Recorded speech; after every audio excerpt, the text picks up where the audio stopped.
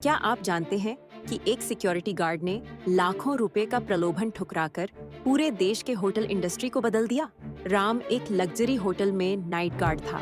एक दिन उसे गेस्ट रूम में छुपे हुए कैमरे मिले। होटल मैनेजमेंट सेलिब्रिटी और नेताओं की गुप्त रिकॉर्डिंग करके उन्हें ब्लैकमेल कर रहा था। मैनेजर ने उसे हर महीने 10,000 रुपए और प्रमोशन का ऑफर दिया चुप रहने के लिए। राम की पत्नी बीमार थी, घर का कर्जा बढ़ता जा रहा था, लेकिन उसने देखा कि कैसे निर्दोष लोगों की जिंदगी बर्बाद हो रही थी। महीनों तक उसने सबूत इकट्ठे किए, फिर पुलिस को सब कुछ बताया। तुरंत नौकरी चली गई, केस की धमकी मिली, लेकिन उसके सबूतों से 5 साल पुराना जाल पकड़ा गया। 200 से ज्यादा लोग इसके शिकार थे। आज राम सिक्योरिटी कंसल्टेंट है। उसने होटल प्राइवेसी के नए कानून बनवाए।